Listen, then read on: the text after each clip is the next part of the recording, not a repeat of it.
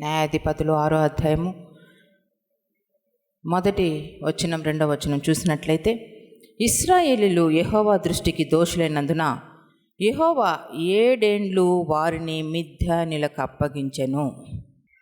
మిద్యానీయుల చెయ్యి ఇశ్రాయేళ్ల మీద హెచ్చాయను గనుక వారు మిద్యానీయుల ఎదుట నిలువలేక కొండల్లోనున్న వాగులను, గృహలను, దుర్గములను తమకు సిద్ధపరచుకొనిరి.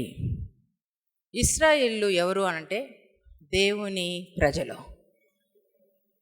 దేవుని ప్రజలుగా ఉన్నటువంటి ఇశ్రాయేలు నిత్యము దేవుని పాదాల దగ్గర వారి జీవితాలు గడపాలి. నిత్యము దేవుని పాదాలు ఆశ్రయించాలా. దేవుణ్ణి వారు ఆరాధించాలి, ప్రార్థించాలి, స్తుతించాలి, దేవునితో సహవాసం కలిగి ఉండాలి. కానీ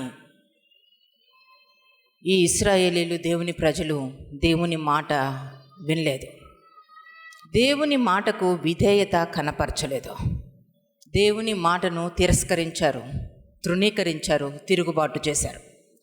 ఆ రీతిగా ఎప్పుడైతే ఇశ్రాయేలు ప్రవర్తించారో, దేవునికే తిరుగుబాటు చేశారో, దేవుని మాటనకే లోబడకుండా ఉన్నారో, దేవుడు వారిని 7 సంవత్సరాలు మిద్యానీయులు శత్రువులకు అప్పజెప్పేశాడు, బాధలకు అప్పజెప్పేశాడు, భయమునకు అప్పజెప్పేశాడు, వేదనకు అప్పజెప్పాడు. నిజానికి యేసయ్య ప్రాణమిచ్చి మనల్ని కొని ఉన్నాడు. చివరి రక్తబొట్టు వరకు మన కొరకు కార్చి మనల్ని రక్షించి మనల్ని విమోచించి ఉన్నాడు. కానీ మనము ఏ రీతిగా ప్రభు సన్నిధిలో ఉంటున్నాం, ఏ రీతిగా మన జీవితాలు యేసయ్యతో సహవాసము కలిగి ఉన్నాయి? నిత్యము ప్రార్థించే వ్యక్తిగా ఉన్నావా? దేవుని మాట ప్రకారము ప్రవర్తించి క్రియలను కనపరచాలి అనే ఆలోచన నీకుందా? ఇష్టానుసారమైన జీవితం జీవిస్తున్నారు చాలామంది క్రైస్తవులు. దేవుని అందలి భయము, భక్తి కలిగి చెడుతనమును అసహించుకోవాల్సిన పరిస్థితుల్లో ఈరోజు చెడుతనమునే నెరవేర్చే విధముగా చెడుతనమును, అపవిత్రతను కలిగి జీవించేవారిగా ఉన్నారు. కాబట్టే ఈరోజు వారి జీవితాలు శత్రువు చేతిలోనికి చిక్కిపోయాయి. సమస్యలు వారి మీద భయంకరంగా ఒత్తిడిని తీసుకొని వస్తున్నాయి. భయంకరమైనటువంటి అంధకారంలో చిక్కబడ్డాం. దేవుడు మనల్ని విమోచించే దేవుడు, మన కన్నీటిని నాట్యముగా మార్చే దేవుడు, మన మారా అనుభవాన్ని మధురంగా మార్చే దేవుడు. కానీ ఈరోజు నీవు భయముతో ఉండడానికి గల కారణం ఏమిటి? భయంకరమైనటువంటి పిరికితనం, భయం, ఆందోళన, కలవరం, ఇవన్నీ ఎక్కడి నుంచి వచ్చాయి?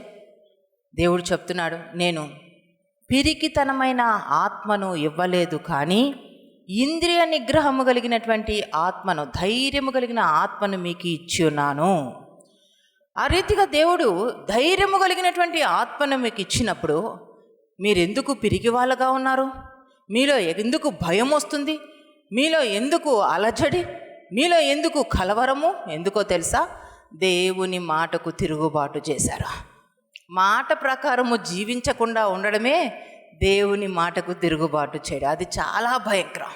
మన జీవితాల్లో ఎప్పుడైతే ప్రార్థనకి మీరు దూరం అవుతారో, ఎప్పుడైతే దేవుని వాక్యానికి దూరం అవుతారో, ఎప్పుడైతే దేవుని మందిరానికి దూరం అవుతారో, ఇష్టానుసారమైన జీవితాన్ని మీరు జీవించడానికి అలవర్చుకున్నారనుకో, కష్టాలు పాలు అవ్వవలసి వస్తుంది.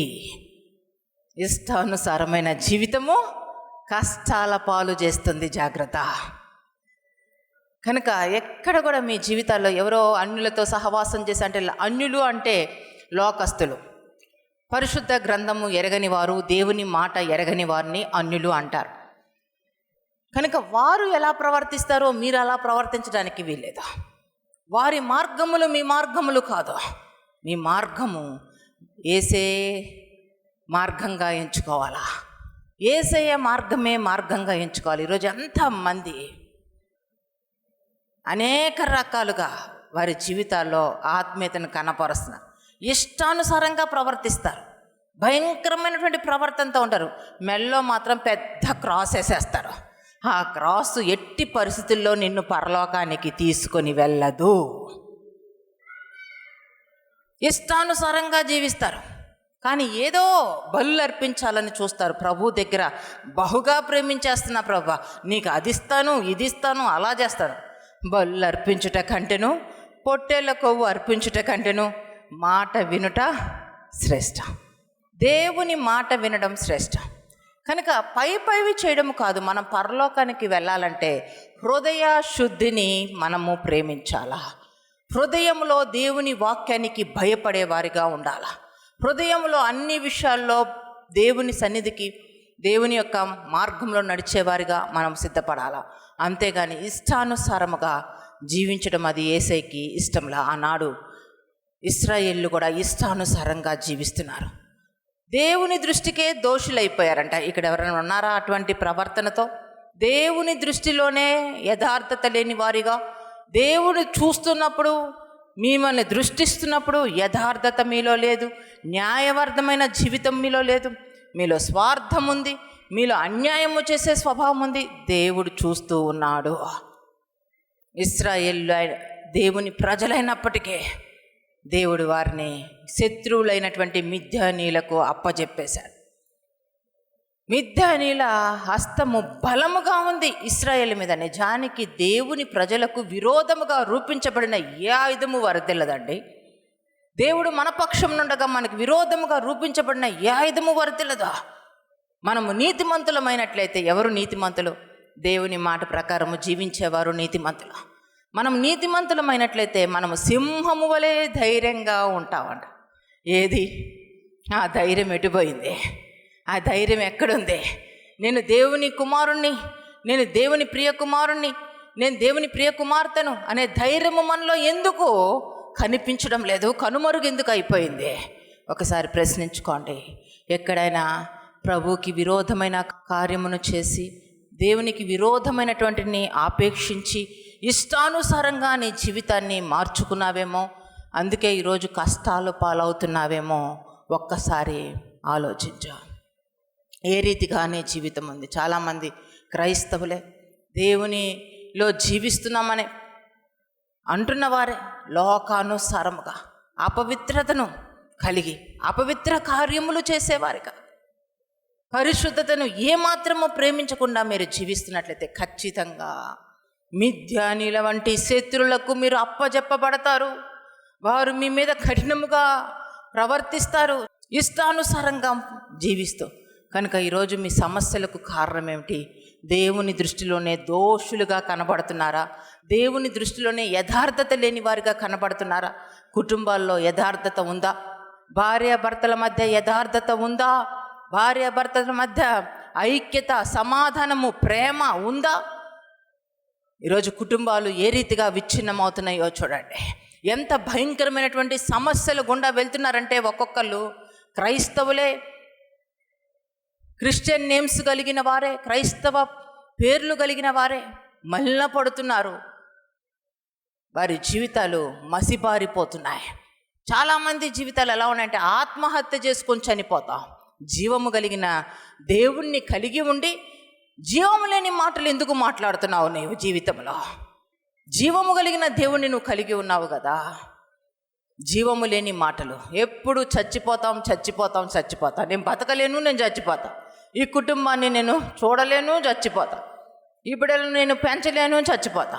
ఉన్నారండి ఇక్కడ ఆత్మహత్య చేసుకొని చనిపోదామని తిన్నగా నరకానికి వెళ్ళిపోతారు. అగ్ని ఆరదు, పురుగు చావదు, బహుభయంకరమది. ఏ రీతిగానూ మీ జీవితంలో దేవునికి లోబడాలి కానీ ఇష్టానుసారంగా ప్రవర్తించి మీ జీవితాలు నడిమంత్రంగా ముగించుకోవడానికి వీల్లేదు, చనిపోవడానికి వీల్లేదు. ధైర్యంగా ప్రభు పాదాల దగ్గర మీ జీవితాలు దేవుని పెరట సజీవరాళ్ళుగా నిర్మించుకోండి. అంతేగాని నేను కుటుంబాన్ని వెళ్ళలేకపోతున్నా, ఈ కుటుంబాన్ని నడిపించలేను, ఈ ఆర్థిక ఇబ్బందులు తొలగిపోవడంలో సంవత్సరాలు ఇంకా అప్పుల పాలవుతున్నాను, కానీ అప్పుల నుంచి విడుదల కావడాలా, కొంతమంది అనారోగ్య పరిస్థితి, అది డాక్టర్స్ చూపిస్తున్నాం ఏమీ లేదు అంతా బాగుంది అంటున్నారు, కానీ నాకైతే బాగలేదు. మిద్యానీల చేతికి అప్పజెప్పబడ్డావేమో. సమస్యల వలయములో ఉన్న నీవు మిద్యానీలకు అప్పజెప్పబడ్డావేమో. శత్రువునికి నువ్వే దుష్టునికి చోటిచ్చావు. దేవుడు అప్పజెప్పలా నిన్ను, నీవే దుష్టునికి చోటిచ్చావు. కాబట్టి నీ జీవితంలో వాడు చోటు చేసుకున్నాడు అంతే. అందుకే దేవుడు ఒక మంచి మాట మాట్లాడు, దుష్టునికి చోటు ఇవ్వవద్దు. దుష్టునికి చోటు ఇవ్వవద్దు. ఈరోజు చాలామంది జీవితంలో సైతానికి కుటుంబంలో చోటిస్తున్నారు, సైతానికి వాళ్ళ హృదయాల్లో చోటిస్తున్నారు, సైతానికి వాళ్ళ బిడ్డల జీవితాల్లో చోటిస్తున్నారు. భయం లేదు, దేవుని భయం లేదు, భక్తి లేదు, ఇష్టానుసారంగా జీవించడం. అందరూ అలా వెళ్ళిపోతున్నారు కదా, అందరితో పాటు ఏదో ఎంజాయ్ చేయాలంట, ఏదో ఆనందం అంట. మన ఆనందం ఎక్కడుందో తెలుసా? లోకస్తులతో కాదు మన ఆనందం, మన ఎంటర్టైన్మెంట్. లోకస్తులు చూసే ఆ ప్రోగ్రామ్స్ ద్వారా కాదు మనకు ఎంటర్టైన్మెంట్. మన ఎంటర్టైన్మెంట్ ధర్మశాస్త్రమునందు ఆనందించుచు.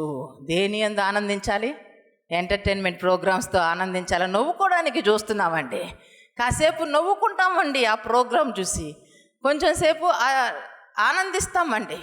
కానీ మనం పరిశుద్ధ గ్రంథాన్ని చూస్తే ధర్మశాస్త్రమునందు ఆనందించే వ్యక్తిగా ఉండండి. దేవుని వాక్యాన్ని ధ్యానించడంలో ఆనందించేవారిగా ఉండండి. దేవుని వాక్య ప్రకారము జీవించేవారిగా ఆనందించడానికి మీరు సిద్ధపడండి. అంతేగాని మనము లోకం ఉన్న మస్ట్ కోరుకొని లోకంలో ఉన్న వాటిని జరిగిస్తూ ఆ రీతిగా పతనమవుతూ మనం ఏదో ఆనందాన్ని సంతోషాన్ని పొందుకోవాలంటే అది భ్రమ. కనుక మీ జీవితాల్లో సమస్యలు ఎందుకు, వేదన ఎందుకు, బాధ ఎందుకు, నష్టం ఎందుకు, కష్టం ఎందుకు, బతకలేని స్థితి ఎందుకు, ఆత్మహత్య చేసుకొని చనిపోవాలనే నీచమైన ఆలోచన ఎందుకు వస్తుంది? ఒకవేళ దేవుని మాటకు ఎక్కడో నువ్వు విధేయత కనపరచలేదేమో, దేవుని మాటను ఎక్కడో తిరస్కరించావేమో, దేవుని మాటకు తిరుగుబాటు చేసేవేమో. ఒక్కసారి పరీక్షించుకొని పరిశీలించుకొని ఈరోజు పశ్చాత్తాపడి, ప్రభువా నన్ను క్షమించు, నీ మాట కాదని నేను నా సొంత ఆలోచనలు, స్వబుద్ధికి, స్వనీతికి చోటిచ్చానయ్యా. ఇక మీదట దానివల్ల ఎంతో ఇబ్బందికరమైన పరిస్థితులు ఎదుర్కొంటున్నా, నన్ను క్షమించు ప్రభువా, నీ కనికరము చూపించు నాయనా, నీ మార్గంలో నడవడానికి సిద్ధపడతానయ్యా, నీ మాట ప్రకారము నేను విధేయత కనపరిచి నడుస్తాను ప్రభువా అని ఎందుకు మంచి తీర్మానాలు తీసుకోకూడదు? దేవునికి మహిమ కలుగునుగాక. ప్రార్థన చేద్దాం. పరిశుద్ధాత్మ దేవుడు మీతో మాట్లాడి ఉంటుండగా ఏ రీతిగా ఉంది మీ జీవితం? ఇప్పుడు దాకా అర్థం కాలేదేమో. ఎందుకు నా జీవితం రోజు రోజుకి దిగజారిపోతుంది? ఎందుకు నా జీవితంలో కష్టాలు, నష్టాలు, ఇబ్బందులు? ఎందుకు నా జీవితంలో అనుకోనివి జరుగుతున్నాయి? విపత్కరమైన పరిస్థితుల్లో గుండా వెళ్ళవలసి వస్తుంది. ఒక సమస్యని ఎదుర్కోలేకపోతున్నా, అనేక సమస్యలు చుట్టుముడుతూ ఉన్నాయి అని వేదన పడుతున్నావేమో, ఆలోచిస్తున్నావేమో. దేవుడు ఈ వాక్యము ద్వారా నీతో మాట్లాడుతున్నాడు. దేవుని మాటకు లోబడ్డం లేదేమో, ఒకసారి పరీక్షించుకో, పరిశీలించుకో. దేవుని మాటను తిరస్కరించావేమో, నీ జీవితంలో దేవుని చిత్తం ఒకటి, నువ్వు వెళ్తున్న మార్గం ఇంకొకటిగా ఉందేమో. ఒకసారి పరీక్షించుకొని పరిశీలించుకో. ప్రభా క్షమించమని అడుగు, నన్ను క్షమించు ప్రభా అని అడుగు. ఇంకా చాలయ్యా, నా జీవితంలో వస్తున్నటువంటి విపత్కరమైన పరిస్థితులు ఇక చాలు ప్రభు, నన్ను క్షమించు, నీకు అంగీకారంగా జీవిస్తానయ్యా, నీ మాటకు లోబడతాను ప్రభు, నీ మాట ప్రకారమే నా జీవితము, నా కుటుంబ జీవితము, నా సంఘ జీవితము నిర్మించుకుంటాను ప్రభు. యేసయ్యా నీ కనికరము నా ఎడలకు చూపించు, నీ కటాక్షము నా ఎడల చూపించు ప్రభా. ఎవరైతే తీర్మానము తీసుకుంటున్నారో మీరు చేతులెత్తి చూపించినట్లయితే మీ కొరకు ప్రత్యేకించి ప్రార్థన చేస్తాను. నిజమే, ఆత్మహత్య చేసుకొని చనిపోవాలని తొందరపడుతుంది నా ఆత్మ. తొందర పెట్టే ఆలోచనలతో ఉక్కిరి బిక్కిరి అవుతున్నాను నేను కొద్ది రోజుల నుంచి.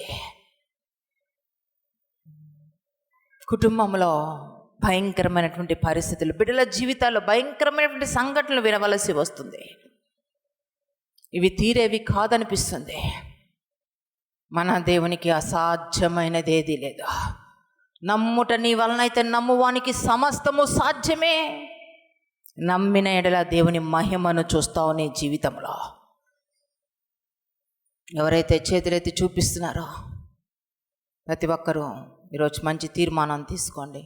దేవుడే మీతో మాట్లాడినట్లయితే, ఈ సమస్యల్ని ఇంకా వేదన భరించలేని స్థితిలో ఉన్నట్లయితే, నీకు ఒక మార్గము కనబడని స్థితిలో నీకు మగ్గిపోతున్నట్లయితే ప్రభు వైపు చూడు. యేసయ్యా, నాకు నువ్వు కావాలి యేసయ్యా, నన్ను దర్శించేసయ్యా. ఎవరైతే తీర్మానం తీసుకున్నారో వారు చేతులెత్తి చూపించండి. చేతులెత్తి చూపించిన వారు అదే స్థలంలో లేచి నిలబడండి. 2 చేతులు ప్రభు వైపు చూపిస్తూ, యేసయ్యా, నాపై కనికరపడు. నీ మాటకును తిరస్కరించానయ్యా, నీ మాటకు తిరుగుబాటు చేశాను యేసయ్యా. ఇదే రీతిగా నా జీవితం ఉంటే నేను బ్రతకలేని స్థితిలో ఈరోజు వచ్చానయ్యా. భరించలేని స్థితిలో నేను వచ్చాను ప్రభా. సమస్యల్లో నేను వచ్చానయ్యా. నిజమే ప్రభా, నా జీవితము దోషపూరితంగా ఉందయ్యా. నిలవలేని స్థితిలో ఉన్నానయ్యా. నన్ను దర్శించు ప్రభా, క్షమించమని అడగండి ప్రభుని. యేసయ్యా, నన్ను క్షమించని అడగండి. యేసయ్యా, నాపై కనికరపడయ్యా అని చెప్పి అడగండి. దావీదు కుమారుడా, నన్ను దాటిపోవద్దా, కనికరము చూపించయ్యా. సర్వశక్తిమంతుడా, సర్వాధికారి, సర్వకృపానిదైన దేవా, మీకు వందనములు, స్తుతులు, స్తోత్రములు చెల్లిస్తున్నామయ్యా. అద్భుతకరుడవు, ఆశ్చర్య కార్యములు చేయగల దేవుడవు, నమ్మదగిన తండ్రి, నీకు వందనములు, స్తోత్రములు. ప్రతి అంధకార శక్తులు, దురాత్మ శక్తుల ప్రభావాలు, చేతబడి శక్తుల ప్రభావాలను యేసు నామములో అగ్నితో కాల్చి వేస్తున్నాము తండ్రి. సంపూర్ణ విడుదలను ప్రకటిస్తుండగా ప్రభా, ప్రతి బంధకము నుంచి యేసు నామములో విడుదల చేస్తున్నందుకు వందనములు, స్తోత్రములు. ప్రతి బలహీనత నుంచి యేసు నామములో విడుదల చేస్తున్నందుకు వందనములు, స్తోత్రములయ్యా. ప్రతి అపవిత్రాత్మ నుంచి యేసు నామములో విడుదల చేస్తున్నందుకు వందనములు. సంపూర్ణ విడుదలను అనుగ్రహించండి. పరిశుద్ధాత్ముడా, నీకు వందనములు. ఒక్కొక్కరిని మీరు దర్శించండి ప్రభా. ఒక్కొక్కరిని మీరు దర్శిస్తున్నందుకు వందనములు, స్తోత్రములు. వీరిలో ఉన్నటువంటి నాయన కృంగిన హృదయము ప్రభా, కలవరపరిచే ఆత్మ నాయన, వేదన, బాధ యేసు నామములో అగ్నితో కాల్చివేసి ప్రభా, నీ సమాధానంతో నింపండి అయ్యా. నీ సంతోషముతో నింపండి అయ్యా. నీ శాంతితో నింపండి ప్రభువా. నీ సమాధానంతో నింపండి అయ్యా. నా ప్రియమైన యేసయ్యా, మీ గాయపడిన హస్తంతో ఒక్కొక్కరిని ముట్టండి. పరిశుద్ధ రక్తమును ప్రోక్షింపచేసి సంపూర్ణ స్వస్థత, సంపూర్ణ విడుదల, సంపూర్ణ రక్షణ వస్త్రాన్ని ధరింపచేసి నీ కొరకు ప్రతి ఒక్కరిని సాక్షులుగా నిలబెడుతున్నందుకు వందనములు, స్తోత్రములు చెల్లిస్తా. సమస్త మహిమ, ఘనత, ప్రభావములు మీకే సమర్పించుకుంటూ యేసు నామములో, యేసనే శక్తి గల నామములో ప్రార్థన అడిగి వేడుకుంటున్నాము తండ్రి. ఆమెన్. పెద్దగా చెప్పండి. Amen, amen, amen, amen.